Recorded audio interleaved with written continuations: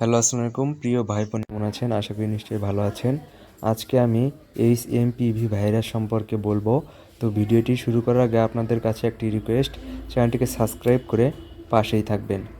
তো আপনারা দেখতেই পাচ্ছেন আতঙ্ক বাড়াচ্ছে HMPV।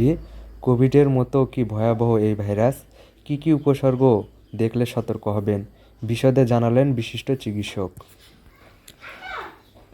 আজকাল ওয়েব ডেস্কে নিউজটি প্রকাশিত হয়েছে।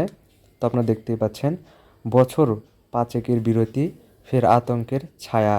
সেই লকডাউন, ফিরে আসছে দুঃস্বপ্নের অতীত। নেপথ্যে হিউম্যান মেটানিউমো ভাইরাস, সংক্ষেপে HMPV ভাইরাস।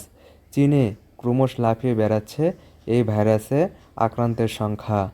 ভারতে সোমবার সকাল 8 মাসের এবং 3 মাসের 2 শিশুর শরীরে এই ভাইরাসের সন্ধান পাওয়া গিয়েছে, যা চিন্তার ভাঁজ ফেলেছে। যদিও চীনে ছড়িয়ে পড়া ভাইরাসের সঙ্গে বেঙ্গালুরুতে HMPV ভাইরাসের আক্রমণের কোনো যোগ নেই বলে জানিয়েছেন কেন্দ্র। কিন্তু আমজনতার মনে 3 বছর আগের কোভিড-19-এর আতঙ্ক এখনও পিছু ছাড়েনি। তাই HMPV ভাইরাস নিয়ে ক্রমশ বাড়ছে উদ্বেগ, উৎকণ্ঠা। কিন্তু সত্যি কি নয়া ত্রাস এই ভাইরাস?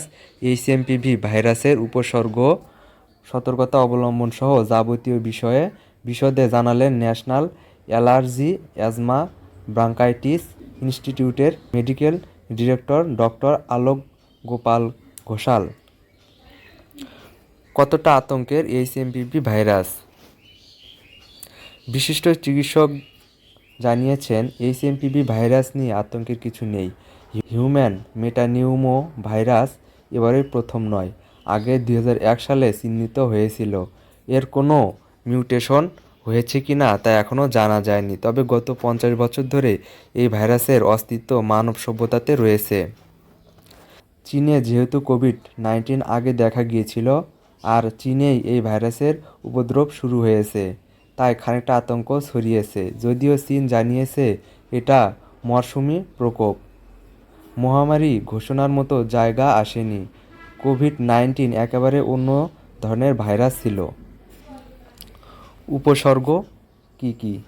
ডক্টর আলোক গোপাল ঘোষাল জানিয়েছেন, আমাদের শরীরে কম বেশি সব ভাইরাসের উপস্থিতি একইভাবে প্রকট হয়।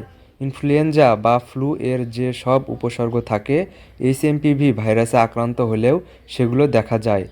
যেমন গলা ব্যথা, সর্দি, কাশি, মাথা ব্যথা, গা হাত পা ব্যথা, জ্বর, বুকে সাঁই শব্দ, দুর্বলতা হতে পারে। কখন বারবারন্ত? ডক্টর ঘোষালের কথায় বেশিরভাগ ভাইরাস মৌসুম বদলের সময়, বিশেষত শীতকালে মাথাচাড়া দেয়। বায়ুদূষণ বা বাতাসের ধরন পরিবর্তন হওয়ার কারণে শীতকালে এদের প্রকোপ বাড়ে। কখনো কখনো শরৎকালেও প্রকট হয়।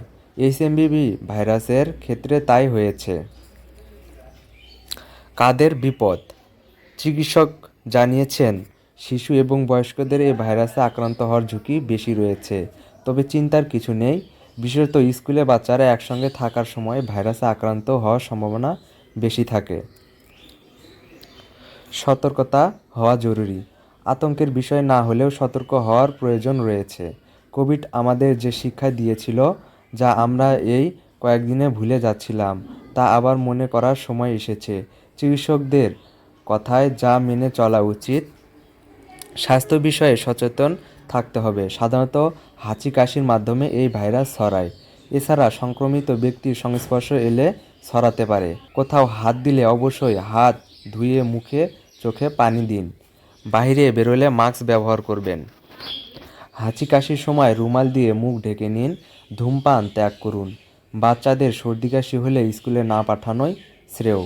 শিশু ও বয়স্ক উভয়ের শরীরে কোনো উপসর্গ দেখা দিলে, বিশেষত শ্বাসকষ্টজনিত সমস্যা হলে দ্রুত চিকিৎসকদের পরামর্শ জরুরি। তো ভিডিওটি আপনাদের কাছে ভালো লেগে থাকলে চ্যানেলটিকে সাবস্ক্রাইব করে পাশেই থাকবেন। সবাই ভালো থাকবেন, সুস্থ থাকবেন। আল্লাহ হাফেজ।